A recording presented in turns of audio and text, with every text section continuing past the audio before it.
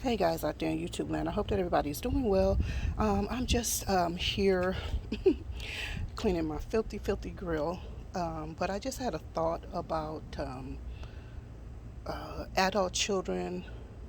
There comes a time when you have to let adult children be adult children. You cannot spend all of your life, all of your money, all of your time, what do you call it?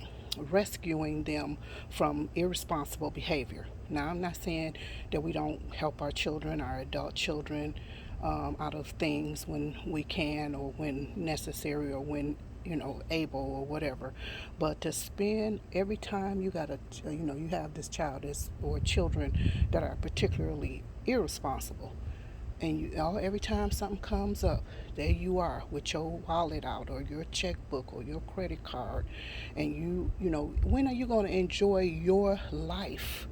Okay, you're 50, 45, 50, 60, 70 years old, and you're still getting Junior and Missy out of trouble. No, no, no, that's not.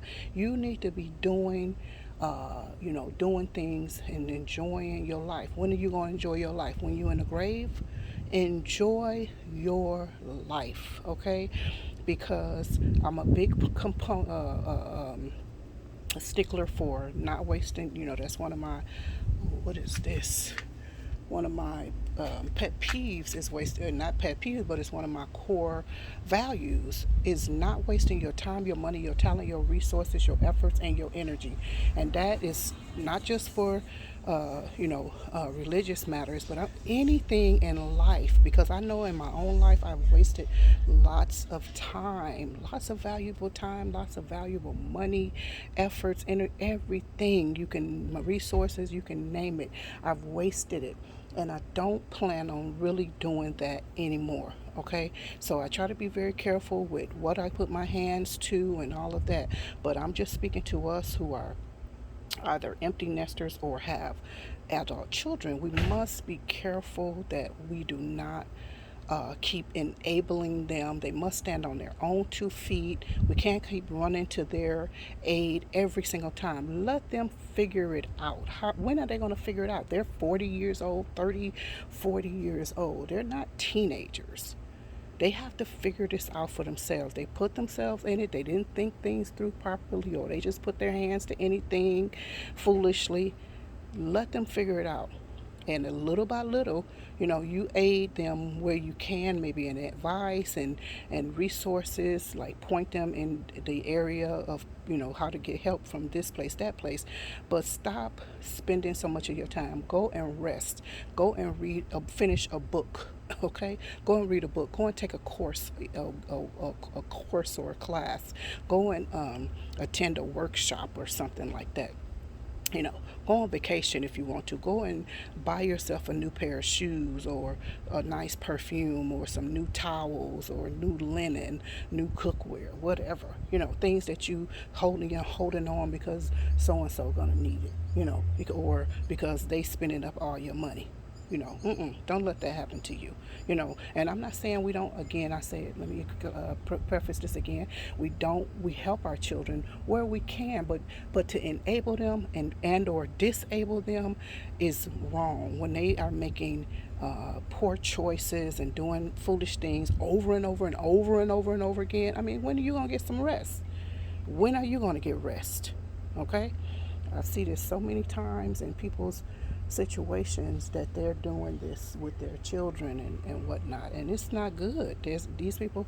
Then the people the child winds up in an awful, well, that's not what I meant to say, but what I was going to say is then the parent winds up dying or having poor health, and you don't enjoy your life. You sick on ventilators, on all kind of medications, and just everything. And and you're older, where you should be just relaxing and chilling, and if you got grandchildren, enjoying your grandchildren, enjoying your friends, enjoying gardening, enjoying your spouse, and all of that. And that's another thing. Then you and your spouse, you are both at loggerheads, at odds, because he feels like we need to let the child stand on his own 2 feet, and you keep enabling the child. Oh, this our only child, or no, they gotta, no, mm-mm. That's wrong. You, first of all, your husband is your next of kin, and it's the person that you um, um, you know, people think, oh, my children come first. No, your spouse comes first. First of all, your spouse came first. Most times, in most situations, our spouse came first. So, we take care of our children together. We don't put our children before our spouse. I know some people think that's crazy. It's like, what? You crazy? I'm my children, da, da, da, my kids. No, your spouse comes first. You know what not like comes first, like, but you understand what I'm saying. But a lot of people, they put their spouse aside and then they put their children, they uplift their children, but that's wrong, because at some point we what we're doing, hopefully, is raising our children, or and nurturing them, and helping them to become responsible adults so they can stand on their own and leave your house. Okay, so then it's just you and that husband, or you and the wife. So it's time, for you guys, so therefore it's just you two. You gotta remember that. You gotta remember that, You gotta remember that. That is who you're for. You guys have become one. The Bible tells us that we leave and cleave. We leave our parents home, meaning that we don't let them rule our houses, and that goes for your children as well. You don't let your children rule your marriage or ruin your marriage. Even if it's not the child's father, or not the child's birth mother, you know, and I'm just talking about healthy situations. I'm not talking about no nonsense or whatever, because I know there could be a lot of variables with these things that I'm talking about. But pick out the good.